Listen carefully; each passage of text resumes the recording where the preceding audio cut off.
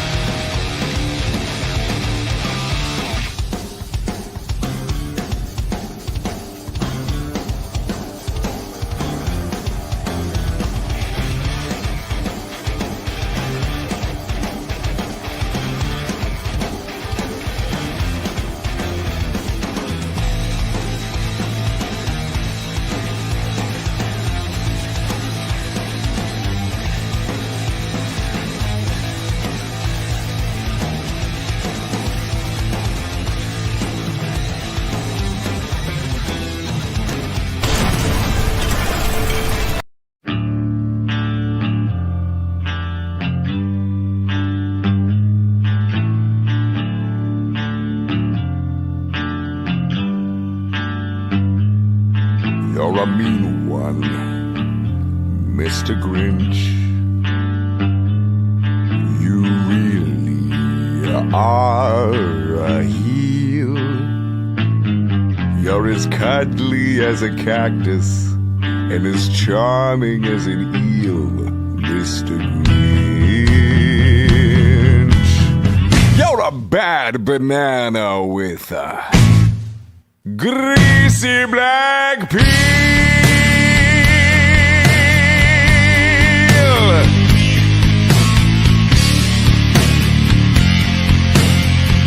Just face the music, you're a monster, Mr. Grinch. Your heart's an empty hole. Your brain is full of spiders. You got garlic in your soul, Mr. Grinch. I wouldn't touch you with a 39.5-foot pole.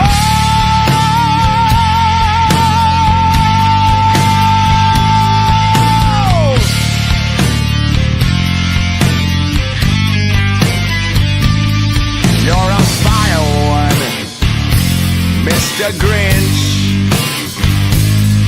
You got termites in your smile. You have all the tender sweetness of a seasick crocodile, Mr. Grinch. Well, given the choice between the two of you, I would take the seasick crocodile.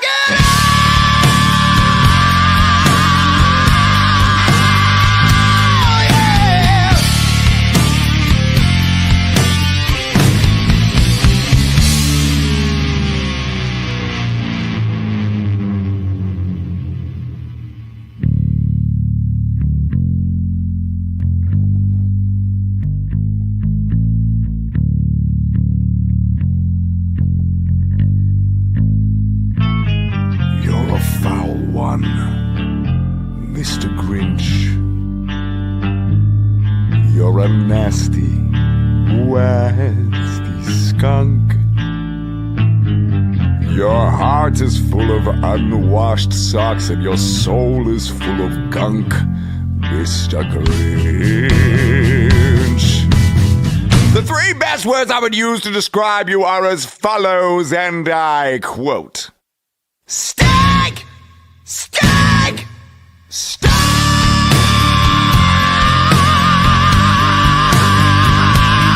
Yeah!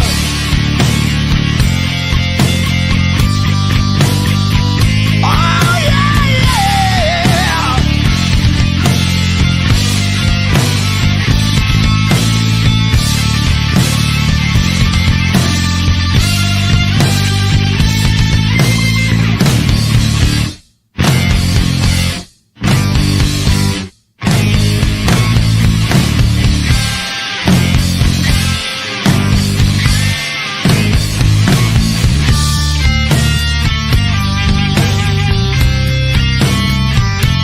Mr. Grinch!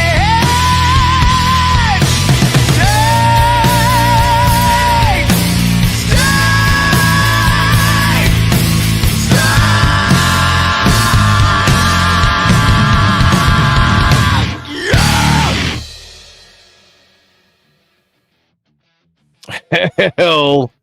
Hell yeah. Here we are. Merry Christmas, everybody.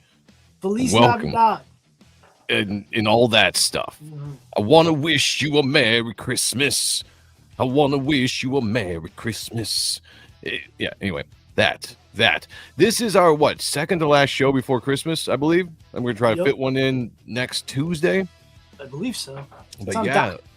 it's one of the last shows of the year. Probably the third to last show of the year. We'll probably have one the week of New Year's. Mm-hmm. And then that will be it.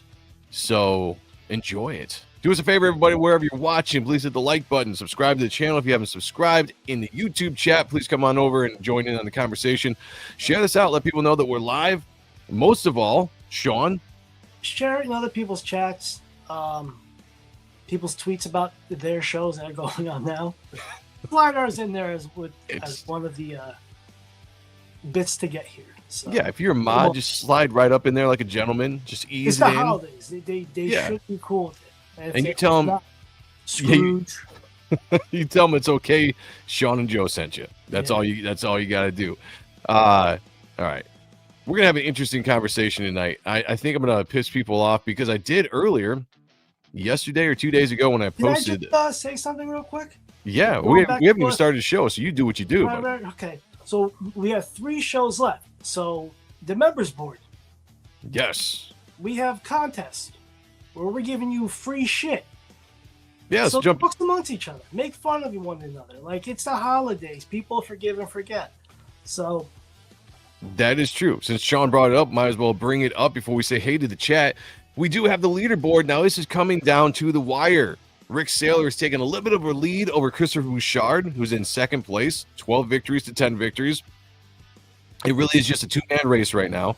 But don't be worried, guys. If you joined in this competition at all, if you ranked at all on the leaderboard, you're going to be entered in to win something at the beginning of the year. But right now, it looks like we were watching Rick Saylor and Christopher Bouchard going down to the number 2, the top 2, and we're going to see who pulls this out. Now, how do you win this? The guys that are on the top of the board? No, you comment, you at people, you're a part of the conversation, you stay number 1 in the chat. That little purple number 1 by people's names, that gets you the victory. But you can't have it just now. You have to keep it until the end of the show. Now, you could get it at the very last end of the show, and it still counts as a victory. Whatever, that goes on the leaderboard.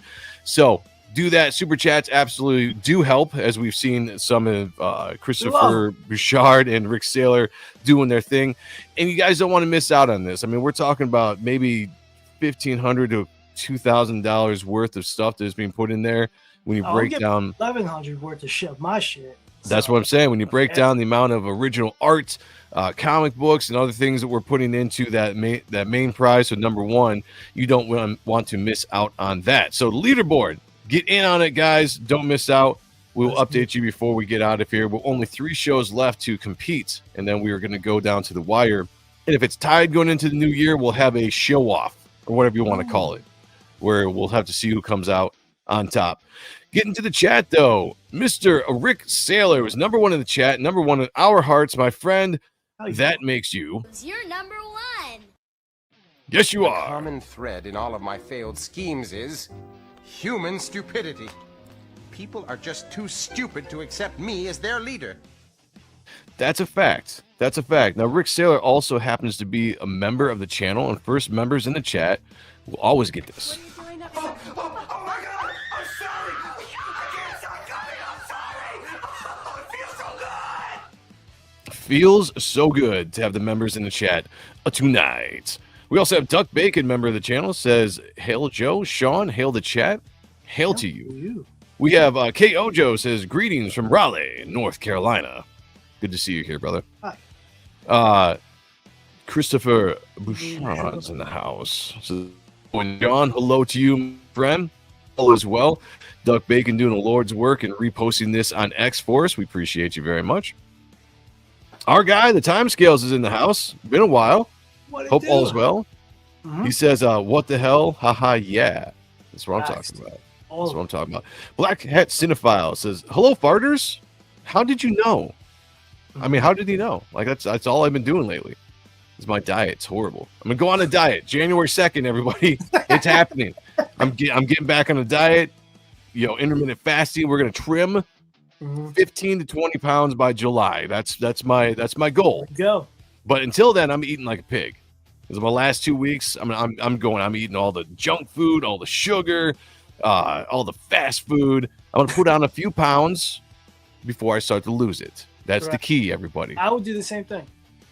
All right, I like that. Track us, keep us honest, because I need that. I do.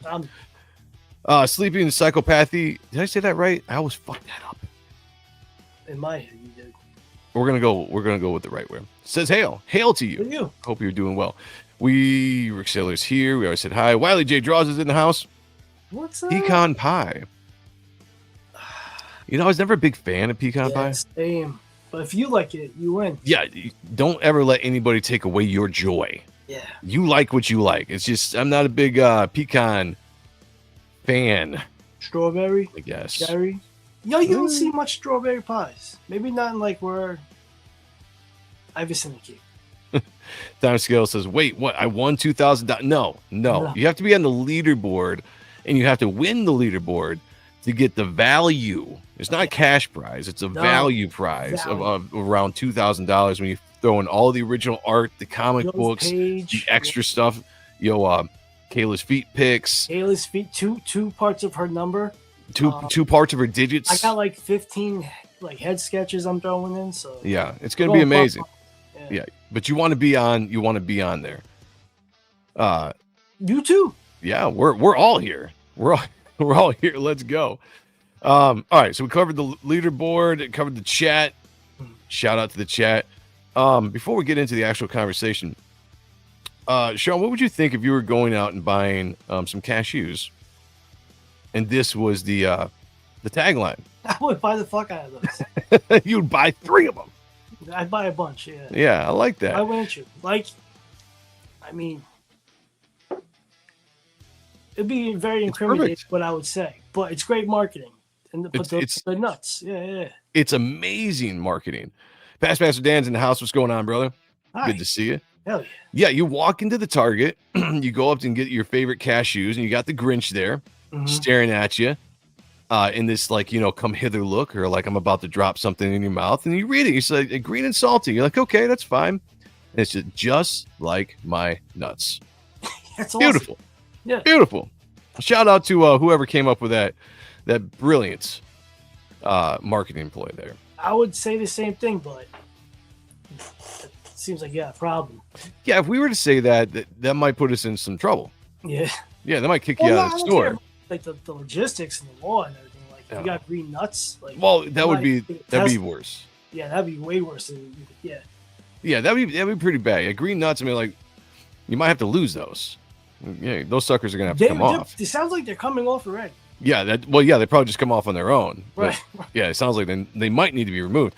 Black Hat Cinephile says, I like pistachios in yogurt. Yeah. I'm not a big nut fan in any category there. Yeah. Nope. Heavy rainstorm after the blizzard we had last week. Same here. Getting a lot of rain here, knocking out a lot of the snow, but it's going to get cold here in a little bit. And it's all going to freeze. But the weekend's looking like it should be in the 30s or 40s. So comparative to what we've been having lately, we're going through a heat wave. Ryan Lund is in the house. Says nuts grew 10 sizes that day.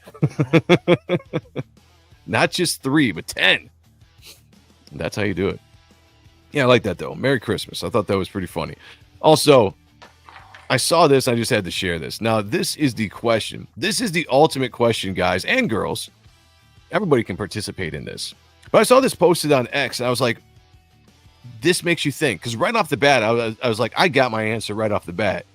And then Sean and I started thinking about it. It's like, it's actually a little bit more complicated when you think about it. Right. And so this is like, you can only spend $50. If you got $50, that's all you can spend.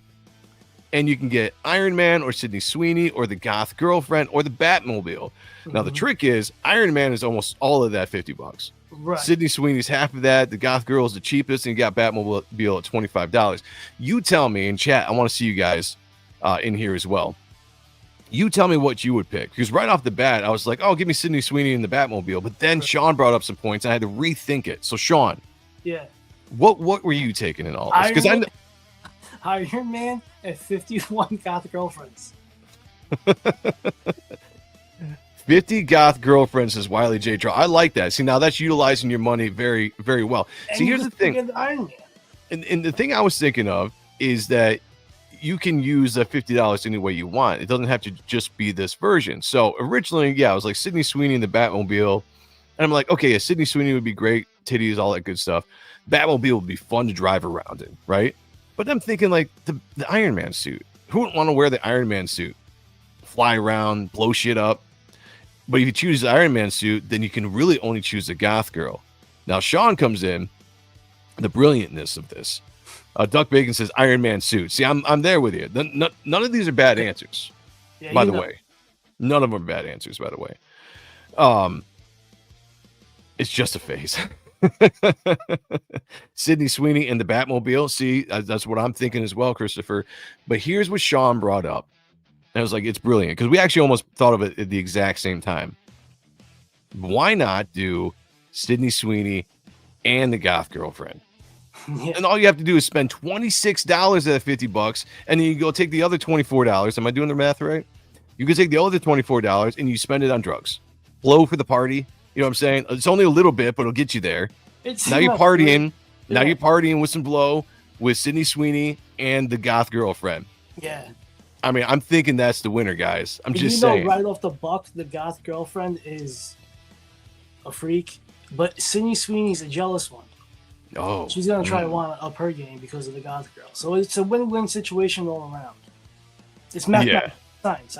It's proven. 1 Sydney Sweeney and 25 Goth Girls, says Rick Saylor. I like that. 2 Sydney Sweeneys. Think about the shot. Oh, well, see, now I hadn't thought about that. That's a good point. Right. I like that. If you can take multiple, let's go. I'm on $20 for blow. It's a very tiny bit, but it just gets the party started. You know what I'm saying? Maybe it's just it's just like a little bump. You can share it. You can figure it out. Trust me. Break down some Adderall. You'll be just as good. Adderall works too. Did that in a pinch for sure. All right, that was good stuff. Listen, I got issues. You want to get topical? Let's get topical. Okay. Let me share my screen here in a second. The reason why I brought this up is because a lot of times I'll share stuff on X primarily, because that's where I'm at in social media, and I never really expected to get any kind of traction. I'm not really there to try to get the analytics and all that kind of stuff, or trend or track or whatever the cool kids call it these days. I'm just sharing an opinion that is right because it's my opinion, right? And I shared this thing, and let me just bring it up. Okay, let's get in this. I shared this post the other day, and it was from MCU Films Film News, which I follow. They have pretty good stuff they put on there. And this is from this Coleman Domingo guy, which if you guys remember, he was in that Fear the Walking Dead. That's what the show was. The first time I saw him. That guy. Fear the Walking Dead. Yeah. Okay. Yeah. He was. Well, at least that was the first time I saw him, I think. Anyway, he comes out and he says he'd like to play a villain in the MCU that audiences can sympathize with. And quote, the idea of getting the audience to pull a tear on a villain is interesting to me. Now, this kind of rubbed me the wrong way because if you guys know me, I've been against this kind of thing for a while, and it opens up a more nuanced conversation that we'll get into because a lot of people misunderstood what I'm saying here. But my response was pretty simple. It says, this is the problem. We don't need villains we can sympathize with. This whole craze of understanding the villain and or low-key pulling for the villain is antithetical to what a villain is supposed to be. What you need are true villains, not watered down so that a group of people can identify with their plight. I look up how to spell plight. I spelled it wrong, by the way. Oh. But then I spelled it right. That's what I do for my posts. I'm like, if I'm going to make a post, I got to spell it right at least. Sure.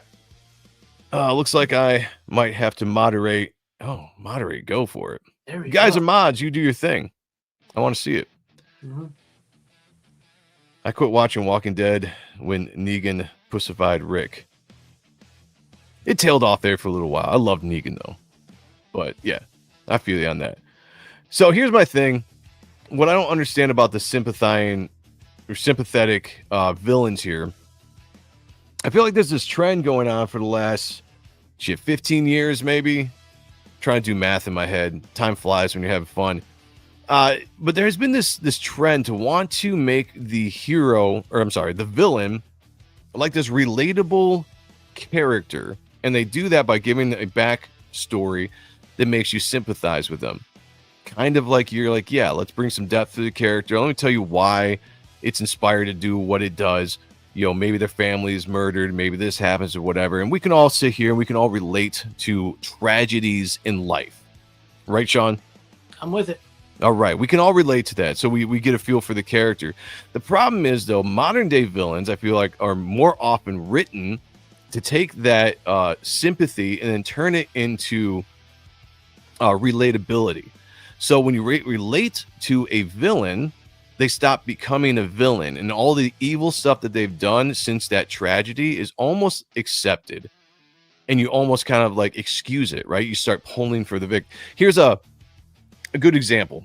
My wife and I were watching season 3 of Monster. If you guys haven't seen it, it's the Ed Gein story. Pretty good series. A lot of gayness in there, but pretty good series. But the thing I'm watching when we're going through the season, and I told my wife this, I was like, this is so weird. Like, you know, we're watching a story about a serial killer who made lamp skins out of skins, had sex with dead bodies. That's Leatherface, right? That's who he inspired Leatherface, Psycho, Buffalo he's Bill. Top tier. Like he's Mount Rushmore of like the weirdos. Yeah, absolutely. And he was definitely presented as weird, but they presented him in a sympathetic way where he was almost like kind of simple-minded, where you almost started to pull for him. And I found myself as the audience, as I'm watching this story about this evil person, I'm rooting for them to win. I'm rooting for him to get away with the murder. You know what I'm saying? And I'm like, you turned the villain sympathetically into the victim of the show. And now I am discounting all the evil things that they did, and I'm relating to the character and almost wanting to pull for them. Now, this is a trend I see in a lot of movies and a lot of comics as well. And it's a modern thing that people are doing to make the villain the victim. And in some ways, the hero is the one that caused the villain's plight in the first place. So you're almost swapping positions. Now, why do you think they do that, Sean? Why do you think modern writers in chat, I want your opinion on this as well. But why do you think that is that they are making the villains this relatable kind of icon, and they become icons today as opposed to maybe back in the day? And we'll get into some more nuance in the conversation. They're probably thinking they're switching up the game, you know, trying to see about being a smarty McSmarty pants, about their writing. It's kind of easy, I guess. You know, they think that everybody's Darth Vader, but they're not. And that's probably the basic core of everything. Like, he's a villain, but we loved his redemption that because of Luke and, you know, father. I think Rick Saylor says the Simps make the bad guy a good guy. He was a good boy. Yeah, I think there's a lot to that. They did that with Thanos, especially. That's a great point there, Duck Bacon. So I have an interesting opinion on Thanos. Like, I actually thought the Thanos character worked for the movie. But I do agree that it was they did the exact same thing. Now, sometimes it can work, but I think that's the exception to the rule. We need real villains in this world. Why? Because when you boil down storytelling, especially superhero storytelling, it's very simply put, good versus evil, right? When you blur those lines, you don't have that effect anymore, right? When the whole anti-hero craze happened, people like the more edgier characters, and I get it. You get into the 90s. We grew up in the 90s. It was edgy. You wanted that kind of more anti-hero that would kind of do beyond the hero things. One, probably because you're young, you don't really understand the essence of a hero so much. You're just going for what's cool. But the problem is now it seems like every new villain they come out with, or if they retcon a villain, they almost make him more of an anti-hero figure, which takes him out of the category of villain. So you defeat the purpose of what a villain actually is. We need villains that are straight evil, that want to do evil for evil's sakes. That's why the Joker is such a great villain, Sean. He is a maniac who knows what he's doing. He's a mass murderer. He enjoys doing what he's doing. He loves torturing and destroying lives. And he's there to provide chaos. Perfect villain.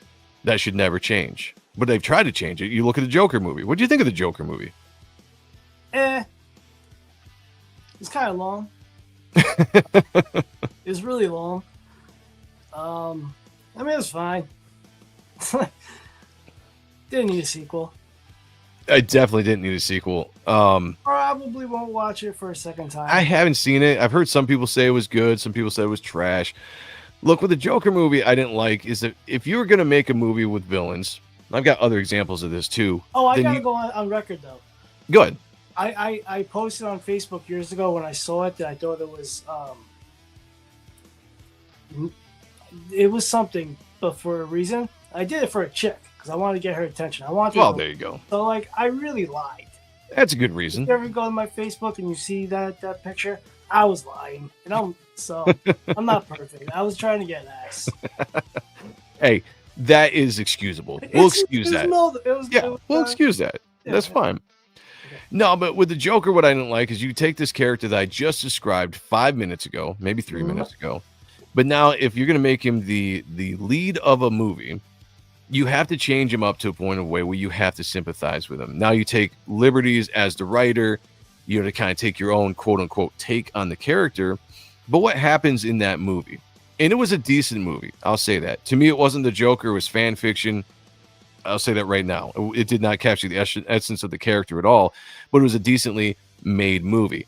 But what they did is they make you sympathize with Arthur Peck, right? Because he's kind of a weirdo. He's got this weird tick of a laugh.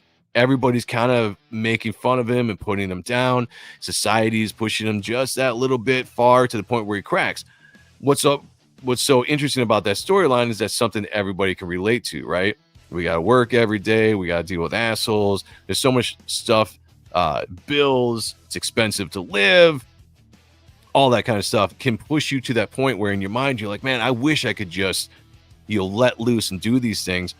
So this movie, the Joker is not a villain. He's an anti-hero, which in turn, the sympathy makes you relate to him, which makes you root for him. And now you want to see him get away and do the evil, bad things that he does.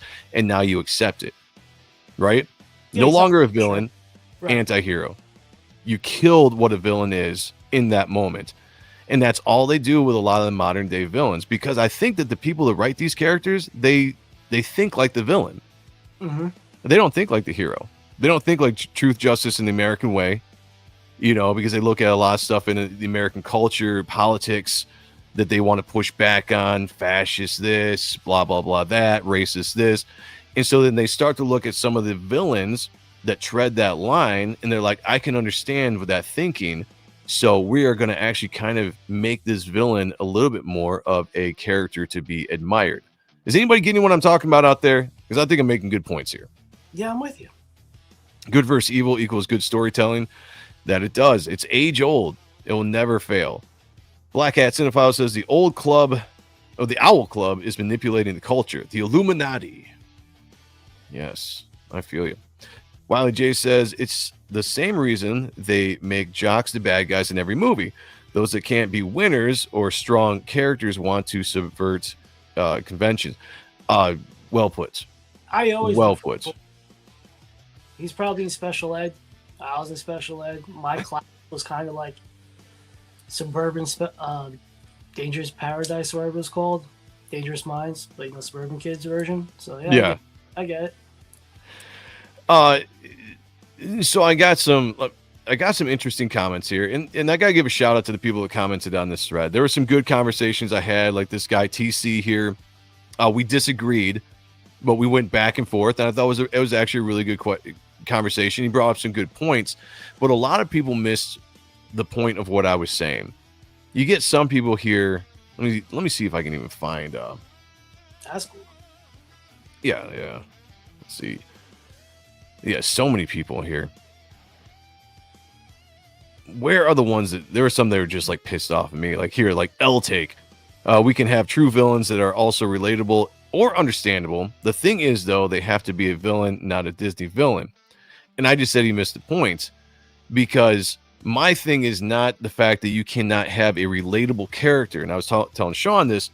We can do backgrounds and characters. We can go into the backgrounds. We can do their origins when it comes to villains. We can tell you why they are the way they are. But then we reflect on the fact that it doesn't matter what they did, because after the tragedy, they became a piece of shit, murdered, raped, killed, whatever. And so there's no redeeming quality there. You don't sympathize with that. You have an understanding, but that's as far as it goes. You still want to see that character die or go, face justice in a certain way. That is not sympathy. That is understanding. So to me, there's a difference between sympathy and understanding. One will cause you to relate to the character, which will then cause you to root for the character. And then the other one will just be like, yeah, I get it. That's a great story. You're fleshed out, but I still want to see this character die. Does that make sense? It does. Good. I'm glad I'm not talking to myself out here. You guys are great. A lot of people agreeing. I thought I'd see more people in the chat disagreeing with me. Argue with you? No, I just want to see people's opinions, because I got so many different opinions on the thread. I thought for sure somebody would be in here and call me an idiot or something. Mafia movies do the same thing. Yes, that's a great point. Be a good YouTuber and just click the damn like. Yes, if you guys are watching, whether it's live or whether it's later, hit the like button. Subscribe to the channel. Consider becoming a member as well. Share this out. And if you are watching this later, comment down below. I will definitely talk with you guys, whether it's a good conversation starter or you just want to bitch at us. I will be down there talking with you, but it definitely helps the algorithm. So let's see. I gotta find all these guys. Sammy Sadek, who is in the chat quite a bit, says, much as I love Coleman, the idea of sympathizing with a villain is becoming insufferable to the point where it minimizes the importance of what good and evil represents. Good versus evil, good fights evil, good sometimes loses, but can triumph over evil. And he nailed it. He absolutely understood what I'm talking about, got to the point, and very smart man. Shout out to Sammy. And Creative W Personnel says, Mr. Freeze is one of a kind villain that can't easily be replicated. We understand why he does what he does, but we also understand that he's committing crimes to save his life. Now, here was the interesting thing about that. There's nuance to this conversation, which means there's exceptions to the rules, in my opinion. Now, what I'm saying is no means a hard rule across the board. What's good about characters like Mr. Freeze or Dr. Doom or any other character you want to say from the past that was maybe blurred the line of what he wasn't like an evil villain, right? Like they had motivations that were good motivations to them, and they drove them in a way that they thought they were doing something good, right? That worked back in the day because you had a lot more classic villains. So you could take a handful of villains that break the mold, and they present themselves in this way, and it works for the storytelling. It's giving you something you haven't seen before. I think that's a little different than what we're seeing now, though. you're not taking, let's say, a classic Maleficent is a perfect example that I like to throw out there. Sleeping Beauty, classic Disney movie. The evil queen, evil witch, whatever she was, Maleficent in that movie was just evil for evil's sake, right? You didn't need to explain it, but that's what it was. Until some modern day writers got a hold of her and they're like, let's make a movie from the perspective of the villain, which you can never do, because if you really truly want to make a movie from the perspective of the villain, you're going to hate the main character, because that's what villains are supposed to do. So instead, they're like, we have to make you sympathize with Maleficent. And what they did in this story is what I hate about modern storytelling, is you found a way to make the villain the good guy and the good guy's the villain. And you did that by showing the past. And now we see a past where Maleficent is friends with the guy that would eventually become king, who's the father of Aurora. And eventually he ends up doing something horrible to her, cuts her wings off, all the kind of, watching the movie, it happens, but she becomes the victim.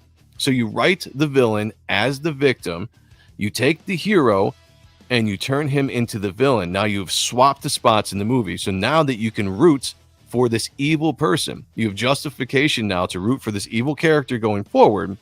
So now that anything that's done to her, it's acceptable for whatever she needs to do in return, right? And they bring that sympathy to the character. You identify with the character, and now all of a sudden you're rooting for the character, no longer a villain. And they try to do that with so many characters, and everybody can point back to the Magnetos and to all these other characters that are exceptions to the rule. But the modern day twist and turn is to make that villain a hero. There's no way around it. That is just what it is. So all these nuanced conversations that I have with people, we're trying to bring up all these examples. I get it, and I agree with most of it, but you're missing the point, missing the fundamental point of what I'm talking about here when you leave me comments. Sean, what do you think about that? Give me some commentary. I was ranting. My bad. Yeah, no. There's a cat outside going crazy. Oh, just kick the door. Yeah. So where's some comments that really pissed you off? I'm trying to find, I don't want to put anybody on blast here, but I'm trying to find like comments that led to like good back and forth. Mm-hmm. What's that from? I don't know what that's from, to be honest with you. That's cool. Yeah, that's pretty cool animation. I don't know what that's from. They do it to remind the audience how close they are to being villains. And I'm just like, if you're talking about like the writers, and I get that, it doesn't make sense if you're calling the audience villain. Jonathan had a good take here, where there was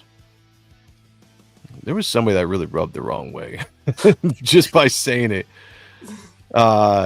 Maybe I'll go back. Where's the beginning of this? Because it's always funny when you put stuff out there, you always get the triggered people that just want to jump in and be like, yeah, right off the bat. So what? Rodney says, so Jews then. I'm like, okay. Wow. Yeah, crazy people. Okay, here we go. Let me read this one. Big G says, nobody sympathized with Darth Vader, and he is one of the most iconic villains ever. All the crap loaded onto the character from the prequels didn't elevate him in the slightest. It was only because of his pre-existing cultural significance that the prequels didn't destroy the character entirely. Now, I agree with a lot of this on the surface. And Sean brought that up when we were having this discussion before the show about certain characters in history, like Darth Vader. By the way, Rachel Brinkley's in the house. Says, I blame J.R. Ewing for the first sympathetic villain. I'll go. Let's do it. I'll blame whoever you want to blame. Let's go. Villains who wrongly believe they're right can be interesting. Facts. Yes. 100% facts. Yes. And that's that's what was missed in the conversation. Like, nowhere am I saying that a villain can't have an interesting backstory or you can't understand their motivations. It's the sympathy word is the thing that throws me off here, because sympathy means you sympathize with somebody. You understand what they're going through. You relate to them. So when you use that word, to me, that's something you're supposed to use for a hero. We talk about Spider-Man. We talk about Batman. These are characters that you can relate to because in life you have dealt with tragedy. You have lost loved ones, maybe, naturally, maybe tragic. Spider-Man, you've been bullied, right? You haven't fit in. These are things you can relate to, which makes you fall in love with the character, makes you root for the character. Those are qualities of a hero. Sympathy should never be used with a villain. Understanding the character and the character's motives can be used, but that doesn't make you relate now to the character or want to root for the character. That's my whole point, is the word sympathy. And a lot of people miss that in the entire conversation. And I'm hoping I'm making that a little bit more clear tonight. Because yes, characters can have depth. We can have origins. All that makes them interesting characters. But the best ones are still the ones that you are going to be like, man, it sucks that all those things happened to him. But what a piece of shit. They just killed 30 people in the bank. You know what I'm saying? Like, we want this person to die. Magneto is trying to free the people. It brings an interesting, like I said, it's a nuanced conversation because it brings an interesting twist, right? So, what is a villain? What is an anti-hero? And can they be the same thing? I tend to think right off the bat, no, because in order to be a villain, you need to do villainous things. There's no redemption there for a villain, which is why, getting back to Darth Vader, I don't think that Darth Vader was ever a true villain. I'll tell you this why. Star Wars was meant originally to be like a one-off movie before it was A New Hope, right? Because I do believe I've seen articles or watched behind the scenes where George Lucas never thought that they were going to make a second one. They didn't know if it was be a hit or not. But once it was, they had to put a story arc in place. The thing about Darth Vader that works is it's a full story. It's not a character that exists from 80 years in a comic book universe. It's a full story of a character. It's a character arc. And what makes Darth Vader interesting is you have the good and the evil. But the good, in this sense, Luke, is trying to save the evil. Now, Darth Vader, at the end of his life, he doesn't become a good guy, right? You don't root for him and start, he doesn't go on this adventure afterwards. You don't look back into his past and say like, oh, this happened, so it justifies everything that he does in his life. No, they gave you a backstory. They showed you how he became who he became, but they don't justify the actions he takes once he becomes Darth Vader. The only thing that happens at the end is he realizes his wrongdoing. He repents in a way, right? He saves his son and he sacrifices his life. He pays the penalty for being the villain, which ultimately is death, and redeems himself at the end. But that is not the same as taking Maleficent and flipping her to the hero status. Does that make sense? Yep. I explain that well? McFly. I'm completely offended. Bad guys have feelings too. That's true. Thankful that Mr. Sinister was never nerfed. Yeah. I'm glad, although I haven't read in a while, so I'm glad to hear that. Peter Pan is an anti-villain. Facts. There's a lore with that, but that's an interesting. Yes, yeah, he is not the classic hero. That is an absolute fact. Timescale says absolutely 100% correct. In Star Wars, it was never originally named A New Hope. Yeah. Blew my mind when I found that out as a kid. I was like, what are you talking about? Star Wars 1977 theater delayed till December 76, was not renamed A New Hope until 1981. Facts on that. All right. Well, I didn't get much pushback in the chat, so it's like I can continue on here, but I thought it would happen. I think most people agree with me, so all right, we're good.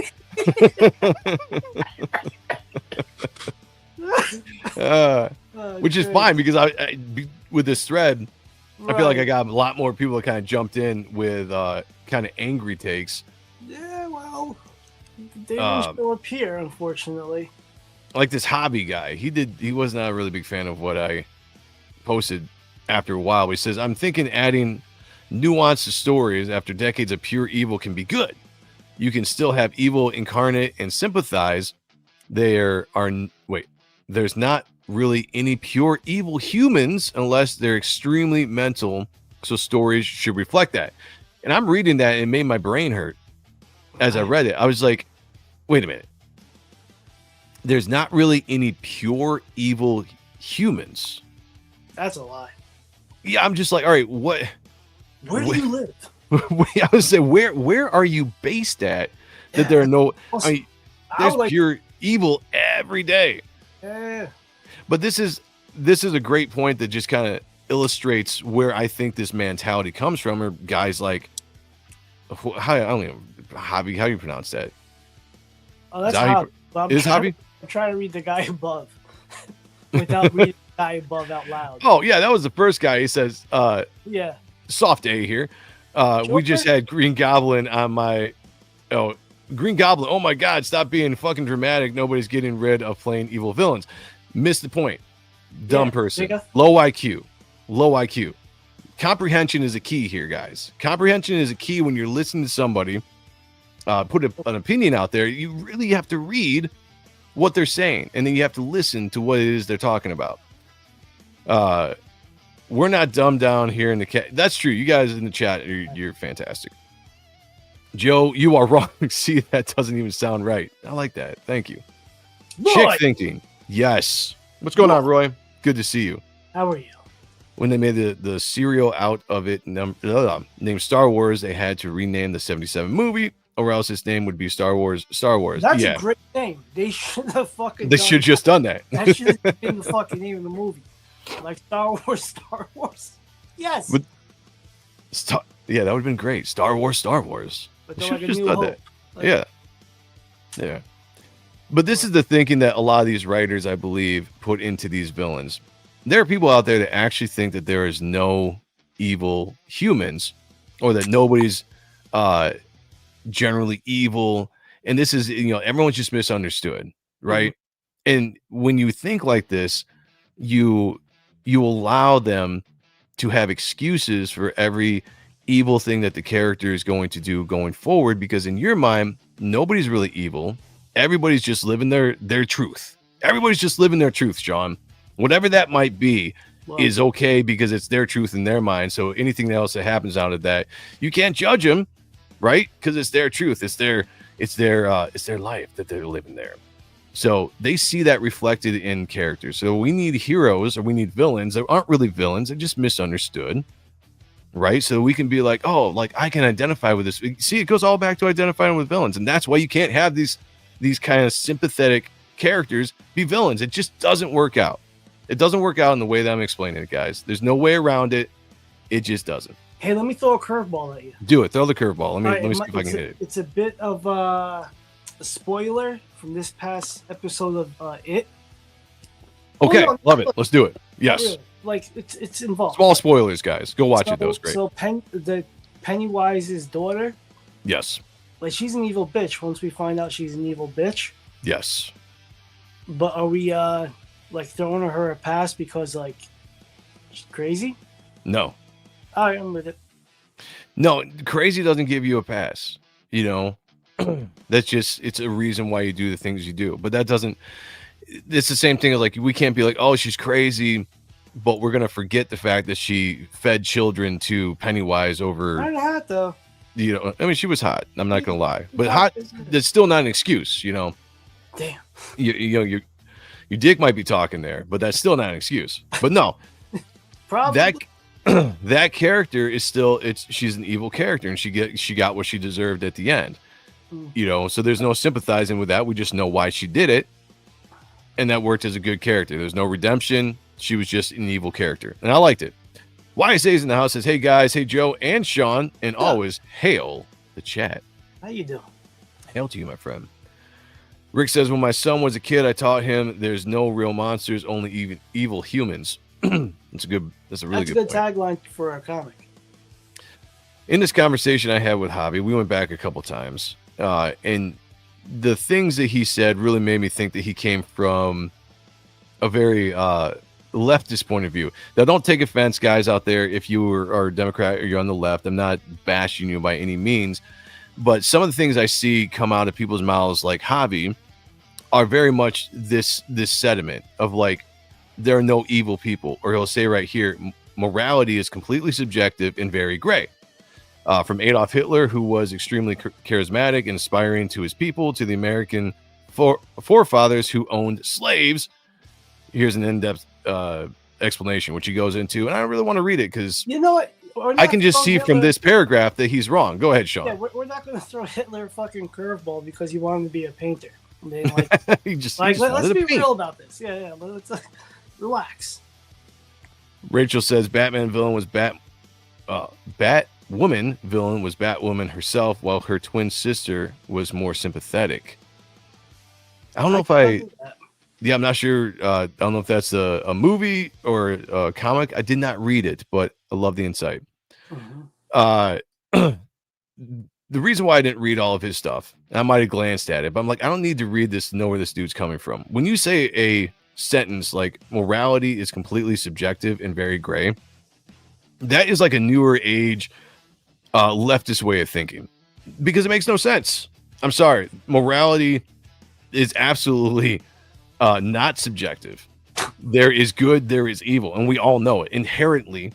Whether you believe in God or not, inherently you know good or evil. You just do, as it's put into you at birth.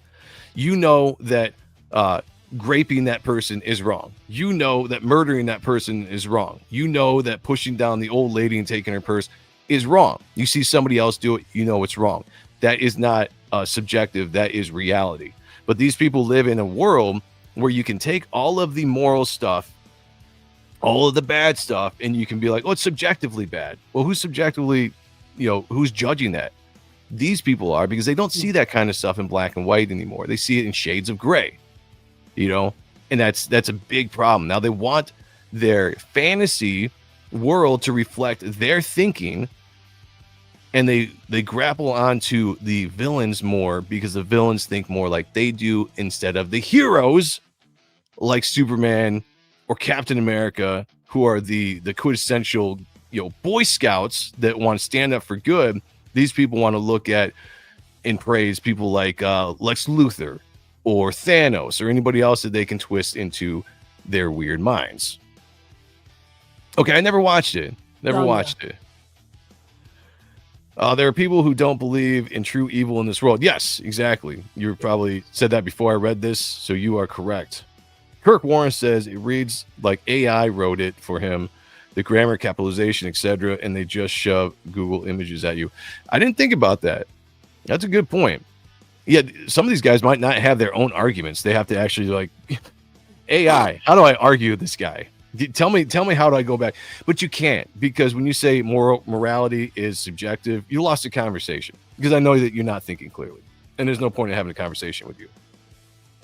Though the Batwoman comic character did turn into a van. Did she? Man, I need to read more comics. It's been a while. The modern DC stuff I haven't read over the last 10 years. I want to say, besides like Court of Owls, which I think is Rick Saylor says people who never witnessed or suffered true evil fantasize about it all the time. Yes, that was a great point. That's a great point. And unfortunately, those are the people that are in charge of writing your characters, writing your movies. And what it is it's kind of like a psyop, right? If you get enough people to kind of sympathize with every single villain, again, you have no real villains. When you watch, I don't know if this is a good example. I was just going to say, when you watch The Boys, who do you root for? Oh, the villains. Exactly. Yeah. Exactly. Because that's how it's set up to be. It really is. Even though Homelander's supposed to be like a stand-in for the right, regardless, whatever. But yeah, that is what it is. They want you to root for the villains. The edgier comics, the deconstruction. Once they started deconstructing Alan Moore, deconstructing the superhero, that caught on like a giant trend. It would have been fine if it was just that. And we moved on. It would that was just a standalone blip in the history. And it was fantastic. It was well done. But then everybody wanted to jump on. Now every hero is actually the villain, right? And the villains are, again, they're the victims. They are, in the end, become the heroes. It's just, I get sick of seeing this stuff. And when I see a guy like this, what's his name again? Javi? Well, Javi, he's just crazy. But Coleman, when I see, and I like this guy. I have no problem with him personally. I liked him in Fear the Walking Dead. Some of the other stuff I've seen him in, no worries. But when I see this Coleman Domingo guy say, I want to play a villain, and I want them to be sympathized with, the idea of getting the audience to pull a tear on a villain is interesting to me. I just think the word sympathize is wrong. because that's not a villain. If you want me to pull a tear, as he says, for a villain, then you're not playing a villain. What you needed to say is like, I want to play an anti-hero. I want to play a character that's teetering on the edge, that can do sometimes villainous things and sometimes heroic things. That's why he's an anti-hero. And I want you to identify with the character, and I want you to have emotions and pull a tear from that. You can't do that with a villain, guys. You can't sympathize with a villain. You can't pull a tear from a villain. You can't, otherwise it's not a villain. It's antithetical, like I said, to what a villain is. And that's my stance. And that is my take. Duck Bacon says, I watched Brightburn with a neighbor who got so upset at the ending because he didn't think the kid was evil. That's a great See?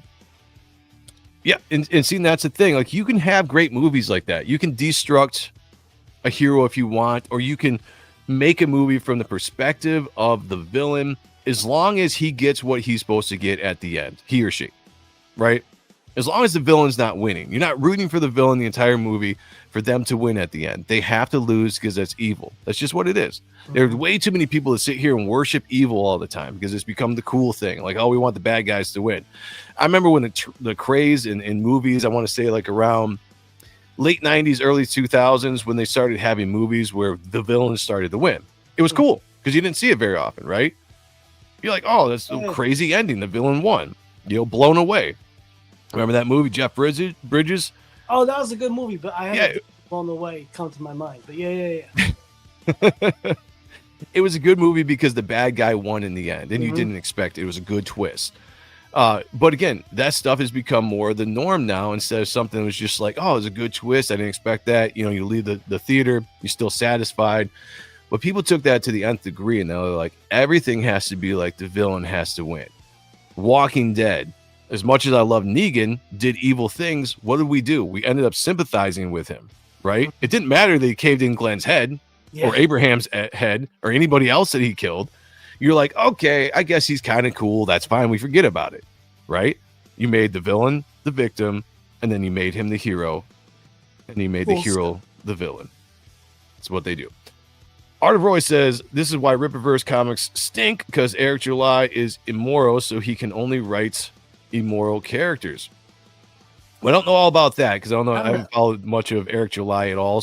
But that is the point I'm making when it comes to people writing, inserting their thoughts and opinions, and instead of people that can uphold truth and justice, good, they look at themselves more in the villainous way. So that is going to manipulate the way they write. Rachel says, my current government in Canada is evil. Oh, you're in Canada? Oh, yeah. I feel for you. I agree. Come to the States. We'll treat you way better here in the States. YSA says, I'm reading all the Absolute Batmans and now catching up on Absolute Wonder Woman. Got the first trade paperback. Nice. I still got to finish. I haven't read Absolute Batman since issue 1, but I've been buying them. They're just stacking up over there. Rachel says, enjoying Joe radio host. Let me try that again, as I fucked that up. Enjoying Joe radio host voice. What about the soothing sounds of Sean? That's a good point. Oh, we're going to be having merch coming next new year. Hashtag don't forget about Sean. Hashtag don't forget to be hats and t-shirts and hoodies. So just get prepared to drop those dollars on that. It's going to be awesome. We'll do the Don't Be a Bum t-shirt. Yeah. Hey, yeah, fuck it's gonna you, be great. Dickhead. Like, that's my favorite Picture one. me naked, you know, shirts. Yeah, it's going to be hot and stuff. We're going to do it. It's going to be awesome. Rick Sauer says, the liberal hippies in our government think most criminals can be reformed, but not realizing some people are just evil pieces of shit. Well said, Rick. And I agree. Yes, AB and W. Oh, right. Our great Batman is better, though. I like Batman better just because of the art. I could not get into the art of Absolute Wonder Woman. It just... I heard it. Kayla says the story's better, but I don't care. I like the art with Batman. Yeah, I go where the art goes. Yeah. Wonder Woman has a lot of boring parts and much less action or intrigue. That's why Kayla likes it. I'm just kidding, Kayla. I'm just kidding. Black Hat Cinephile says, if somebody or something happens to the villain that's not beyond what he himself does, there's no sympathy. Yeah. I just think that sympathy is the wrong word that people use. I don't think they use it correctly in this point, because like I said, I'm gonna go back to my point. When you sympathize with someone, you relate to that person, and when you relate to that person, you befriend them or you root for them. So sympathy is something that should only be used for heroes, where an understanding of what the villain has gone through is a lot different, because you can understand, you can see their origin, but that doesn't change your thought on how evil that character is, and they must die. Rick Saylor says, in real life, people have had horrendous things happen to them, and in return, they didn't return that evil to the world. Yeah. Which is another thing that hobby person said. Talking about, like, how fantasy is supposed to reflect the real world, and that's why there's no real evil people, so you have all these gray characters. And I'm like, no, Rick Saylor just said it right there. You have truly good people, you have truly evil people. They both exist. There's good versus evil in the real world, and that should be reflected in fantasy. Also, in fantasy, it's fucking fantasy, guys. It doesn't have to also reflect what we see on a daily basis. Anyway, go ahead. Yeah, I totally forgot what I was going to say, but it was kind I love of... it. Yeah. I like it. Whatever it was brilliant. I think so. Yeah, I just feel it right now. It was a brilliant take. Yeah. About that. All governments are evil. The cultists have control. I agree with that to a point. Sean voice is too timid for my slight hearing impairment. Speak louder. I can yell and be obnoxious if you'd like. Whatever you want. Well, once Sean gets the mic back, because he's not talking on his mic right now. Once the mic gets back, I think it'll be a little bit different. Yeah, I got it like 3 feet away. Yeah, exactly, KO Joe. That was my point. If you are going to have a sympathetic character that might do bad things, then they have to be an anti-hero. They cannot be a villain. They have to be a character that's right on the edge, that does sometimes villainous things and sometimes heroic things. But that, in general, is not a villain, and it's not a hero. That's why it's called anti-hero. So you have to keep that in a completely different category than the villains. And I think people, they can't do that. Jasper Plan 9's in the house says, hey, chat, did I miss anything good? Just rewatched Fargo 4K. Nice.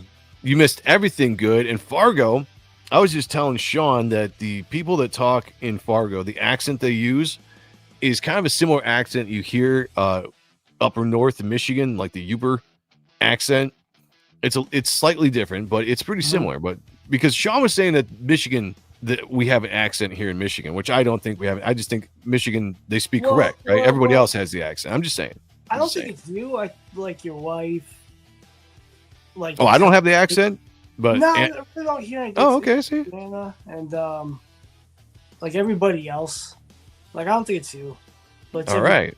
Yeah. See, I talk correct. Yeah, man. Because I'm Joe, Joe,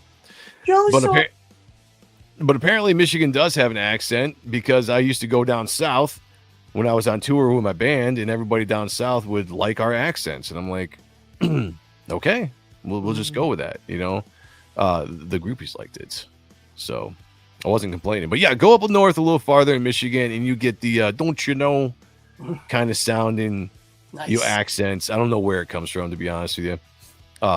The Upper Peninsula is basically like a different country. Is it Dutch? Is Deutsch? It's like the Dutch or like the Swedish or one of those.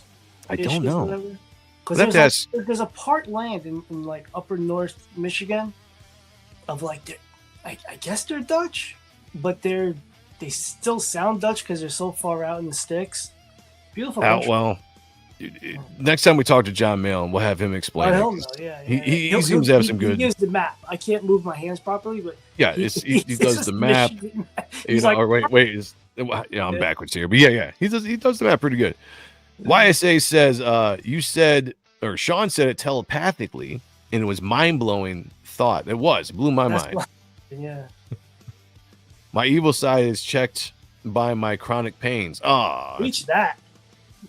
No, definitely. Well, what you need to do is pop some ibuprofen in the morning, pop it at night, smoke a little bit of weed. I do this on a daily basis.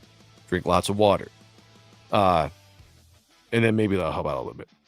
Every film is a fantasy unless it's nonfiction. That is true.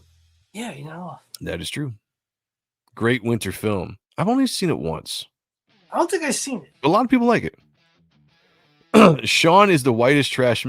No, that's not what Sean it said. is the white trash Michigan. Okay, Sean, it's the white trash Michigan accent. Let me say that correctly. No, we speak correct here, Rick. I don't know how they teach you down in the Ohio. Let me just say this: Ohio. The only good thing about Ohio is Rick Saylor. Can I say that? Because we love Rick here. Ohio is the only state to ever have a river catch on fire. How's that happen? So polluted. Oh, really? A river caught on fire, and it killed Dimebag. Okay? That's what Ohio has. Unfortunately, Rick is the shining hope that we all believe in coming out of Ohio. Shout out to Rick. Jasper says, nah, I'm from Michigan. Fargo accent sounded funny years ago. Okay. I got you. Roy, Joe, they were just hungry. That's why they did what they did. Why do you hate the hungry people, Joe? Isn't it enough? You have enough to eat. You begrudge others. Eating equals liberal mush for brain thinking. Yes, I agree with everything you just said. Glad Vancouver has no snow. Oh, lucky you. Wow. See, it can't be all that bad. We got snow here a lot earlier than we usually do. I'm not happy about it. I'm not. We've been averaging getting snow like in January. You know, something like I think a couple years ago, it wasn't like real snow stuck around till like February. And I'm like, this is perfect because we got like a month and a half of snow and then we're in the spring. That's the way winter should be here. But no, it decided to come right before Thanksgiving this year. Yep. I'll take that. Sean brought the snow. That's what happened. Yeah. We've been getting like at least once a week. Wow. Yeah, I don't like it. I've shoveled way more this year than I ever have, and that's not fun. It hurts my back. I'm getting old. Still sexy though. Rick Seller says, "I told you, Joe, Michigan is the West Virginia's lame cousin, just hillbillies higher on the map." Oh, wow. South River Studios says sympathetic villains lead to irritating heroes. That is true. That is true. Hojo? That is Hojo. Okay, I was yeah, that's Hojo. Awesome. Sorry. Shout out Hojo. I give Sonntag 50% of the point he is trying to make. I lived north of Malin. I'm the best authority. Okay. Okay. Right, I am low Michigan, so I will cater absolutely to someone that has lived up a little bit farther north, up in the boondocks. So I will not argue with you if that's what you say, Jasper. Water is key. Water is also wet. It is wet. Yeah. I spike my water with some booze to feel better. Well, that works too. Dang. Oh shit. Yeah, Ohio sucks. There you go. What do you think about that, Rick? Got Scribe Comics in the houses. What's going on, fellas? What's going on with you? Good to see you. Hope you're doing well. Don't be afraid of water on fire. Let's not act like it hasn't happened anywhere else. Nope, just Ohio. That's it. And the kill Dimebag. Next All right. Beginning lots of rain though. I'd rather rain than snow. It's me. Hey Joe, Rogue River in Michigan called. No, it didn't. Even if it did, it didn't. That's no. We'll keep.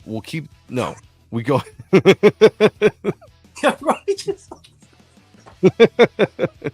None of it happened.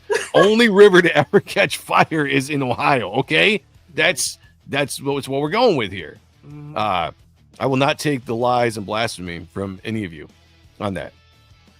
Ohio made rock and roll planes tires first video ever. Yeah, but the river caught on fire and you killed Dimebag. And I'm sorry, you missed it. That's you can't get over that. I'm just saying Dearborn. Yeah, we don't talk about Dearborn. That's like the redheaded stepchild. We just go in the corner. You know, we'll throw you a couple scraps. You do your thing. We don't talk about Dearborn. Let's just move on. We don't talk about downriver. Move on. There you go. I like that. Everywhere in America is hillbilly except New York City, Los Facts. Angeles, and Miami. Preach that shit. I know Sean, he agrees with that. Yeah. America was booming with its flaming rivers, though. Ohio is the only river ever to catch fire. I'm just saying. Ohio, a fire runs through it.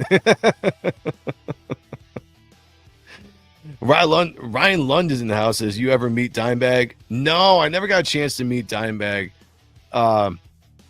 He died. I saw his last concert, though. It was either his last one or second to last one. I'd have to go back and look at the actual dates. But I went and saw Damage Plan when they came around the Orbit Room in Grand Rapids in 2004.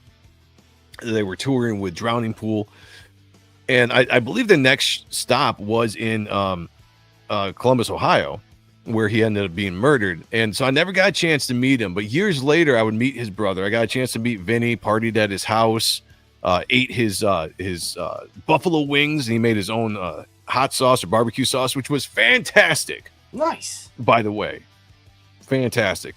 I got to meet I got to meet Phil one time when he was playing with Down. Never got to meet Rex, but yeah, I wish I could have met Dimebag. I met a lot of people who grew up with Dimebag when we partied in Fort Worth, Texas. That got to hear a lot of stories about him as like a teenager, young man, and all that stuff. So that was pretty cool. Royce spreading gossip and rumors that I don't appreciate. He says Rivers and Penn in upstate New York also caught fire, and I'm just like, why are we lying? That upstate thing might make sense. Yeah, why are we trying to? It's just no. Ohio, the only state to ever have a river catch fire. The fire only lasted like 20. It still happened though. Ohio also has the only river that flows north and south. Good for Ohio. I saw Pantera open for Skid Row in 1992 at Pine Knob on the nights I graduated. Sweet, Jasper. Yes. That's a hell of a show right there. Back when Pantera was just getting going. Did Vulgar come out by that point? Yeah, because that came out in 92. But it depends on when it came out. Yeah, hell yeah, that would have been a time to see him. Skid Row too. Sebastian Bach, hell of a voice. So anyway, that's my kind of take on the Sympathy is destroying the modern villain. Agree with me or disagree with me, that is completely fine. You're free to have your opinions, even though mine is the only one that is right. Comment down below. I will definitely talk with you. We can go back and forth. I enjoy it. I enjoy good conversation. If you're a dick, I'm just going to troll you. That's just the way it is. I'm sorry, guys. We'll have good conversations, or I'll troll the hell out of you. Flint Water, Michigan. We don't talk about Flint. That's the mythical stuff, right? That never happened. Nothing bad ever happened in Michigan. How far away is that? About an hour and a half or so. Yeah, we're good. Okay. Yeah, we're set. Even though it didn't happen, we're fine. Our water's good. I don't know about that. Pretty pure evidence. The water here is great. Okay, that's all. I worked in the water department. I can give it the stamp of approval. Yeah, Rick says, I never met Dimebag, but I have met a lot of douchebags. I like that. I don't mind being trolled. All right. I like that. All right.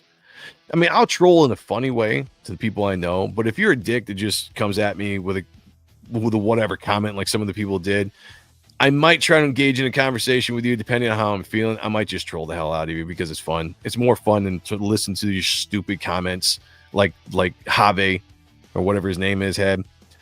Yeah, there we go. All right, take a look at the leaderboard here real quick before we get out of here.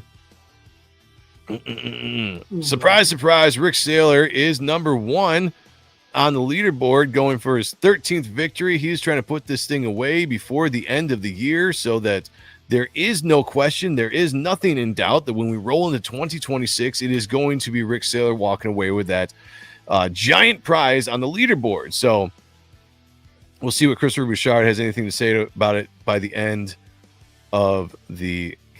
Get out of here. Stop it. By the end of the competition. But yes, the leaderboard rigged. The leaderboard has Rick Saylor right now with 2 victories. Christopher Bouchard in second place with 10. Now, here's what I'm going to do, guys. because I appreciate everybody being a part of this competition since we started doing this back in when we started doing this, middle of the year. July. Yeah, June, July, something like that. I think is when we started doing it. Oh shit, our guy's in the house. Nice.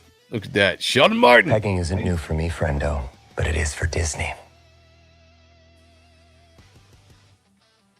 Member of the channel, by the way. Good to see you, brother. Damn, I'm number 2. I know, missed it by that much, but you still got time. You have to be number 1 by the time I say, all right, that's it, and that's how you win. So this is what I'm gonna do for everybody. Whoever wins the main prize, whether it's Rick or whether it's Christopher Bouchard, I'm gonna do a runner-up prize because so many people have joined in on this competition, given super chats, done a lot to be a part of this, and this whole thing is to give back to you guys anyway.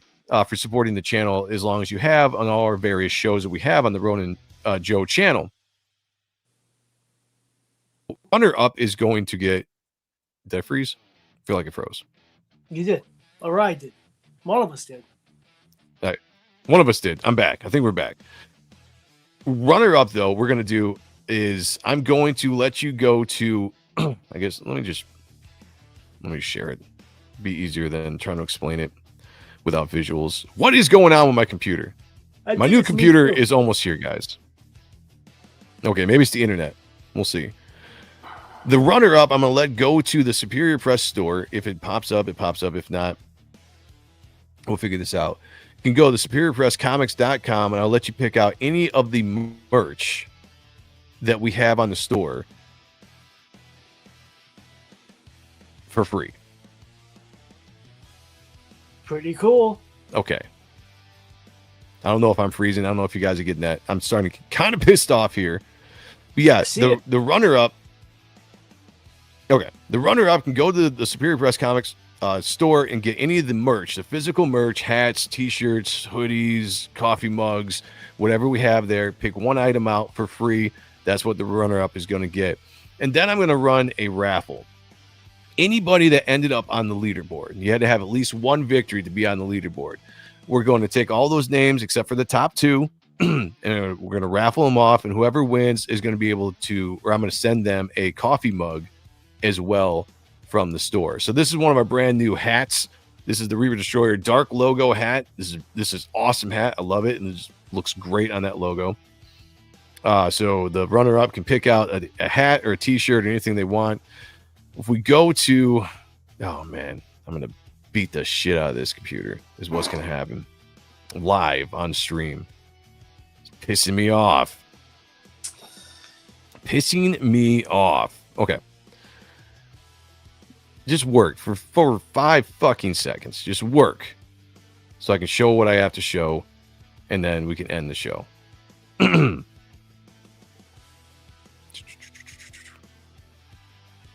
All right. We're going to raffle off. Everybody else is going to get a chance. You're going to win one of these coffee mugs, and we're going to send that out to you as well, and whoever wins on that day. So one of the first shows of the year, might not be the very first show, but we'll do all this. We'll take care of the prizes, and we'll get all the winners, and we'll get these out. We'll make it an event. It'll be a fun time. It'll be a party. You know how we do it. It'll be a party. My computer's pissing me off. We got to get out of here. All right. I've been Sean Ahrent of @SeanAhrent.com. I like that. I like that. That's good.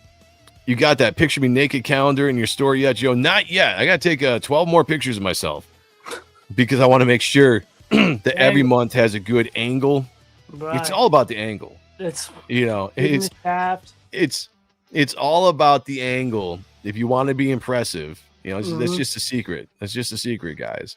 You never send it soft. You always send it erect, and you got to have a good angle.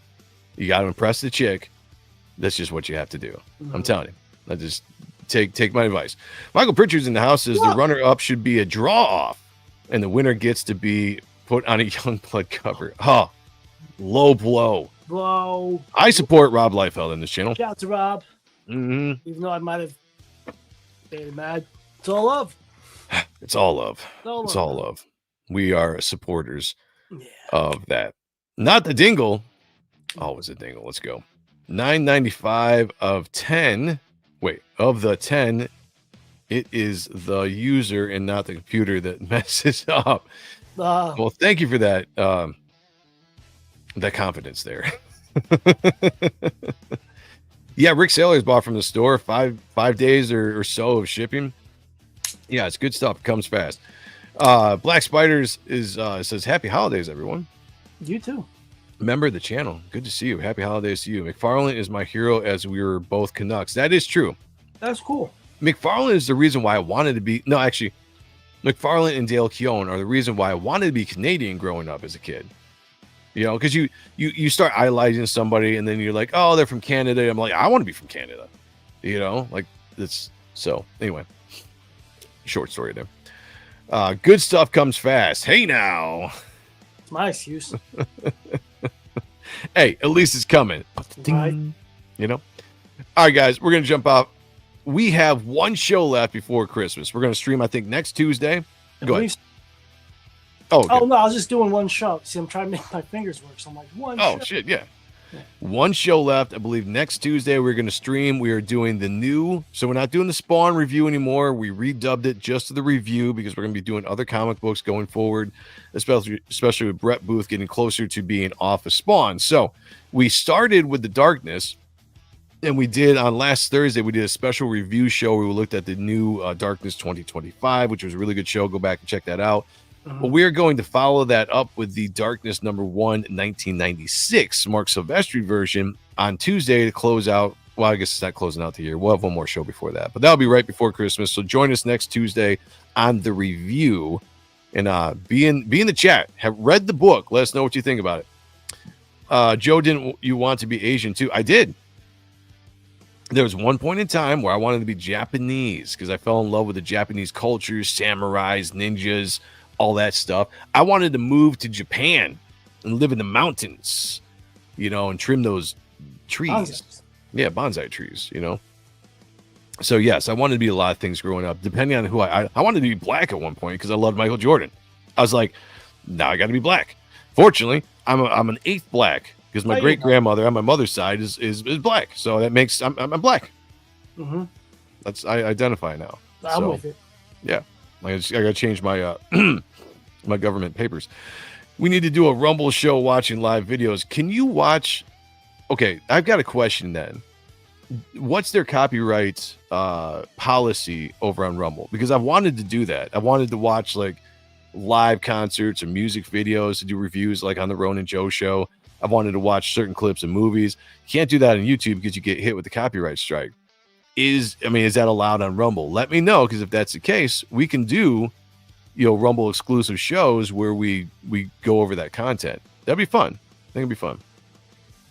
Oh, nice. Roy said, got my Darkness blank cover variants today. Hell yeah. Nice. If Roy is selling those, hit him up on X, you know, if he's doing commissions, and go get a commission from him. If not, you know, just wait for him to draw something badass and then see if you can buy it later. Spawn to the Darkness, followed by Lost Serpent Prince and the Darkness crossover. We've got some inside information we're going to talk about on Tuesday's show involving the Darkness in one Brett motherfucking Booth. But we'll save that to Tuesday. Yep. It's a tease. That's what teases. That's what we call a tease. We're doing the Candace Owens thing, right? You know, tune in next week and I'll tell you who killed Charlie Kirk. But this is more like, you know, tune in next week and we'll go over the Darkness. Craziness. Sean Mars says, really? Wait, I thought it was because of Jim Lee. Well, that too. That's a great point too. When I found out he was like Korean, I was like, yeah, I want to be. It bounced back and forth, man. Like I wanted to be a lot of different things when I was growing up. It was crazy. Oh, Spawn 4K came out from Arrow recently. I got it. Looks great, but shitty CGI. Yeah, that was the downfall of that movie. That cape sucked. That cape always sucked. From the day that fucking first trailer dropped, I'm like, this cape sucks. Yeah. Like, it was like, yo, that Mel Bolgish sucked. They should have used the puppet.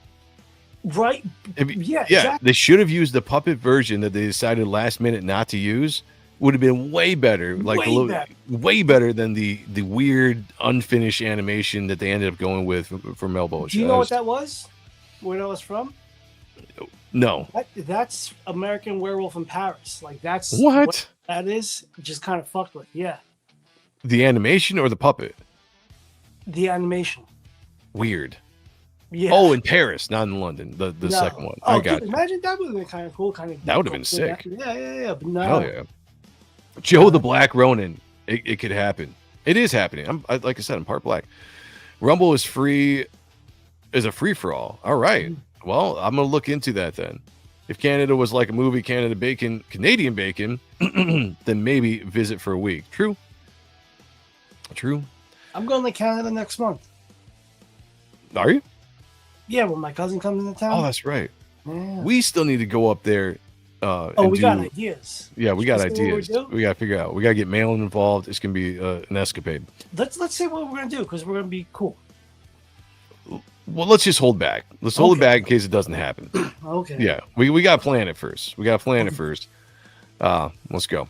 All right, everybody. We will see you next Tuesday over on the review show.